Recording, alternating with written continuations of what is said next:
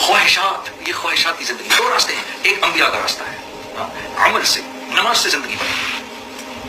نبی کریم صلی اللہ علیہ وسلم نماز نماز نماز نماز سے ساری زندگی بنے گی. آپ صلی اللہ علیہ وسلم the life that the Prophet of Allah صلی اللہ علیہ وسلم the life of فقر that he took that was by his own choice. وہ آپ کی جو فقر کی زندگی تھی وہ اختیاری زندگی تھی. 3 دن آپ کو کھانے کو نہیں آیا، 3 دن کی بھوک آئی، آپ مسجد آ گئے، 2 رکعت نماز پڑھی. پڑھنے کے بعد he went back to سیدنا عائشہ رضی اللہ تعالیٰ. did anything come؟ یا رسول اللہ صلی اللہ علیہ وسلم کوئی بات. پھر مسجد آ گئے، پھر مسجد آئے، پھر مسجد میں آ کے نماز پڑھی. نماز پڑھ کے پھر گئے.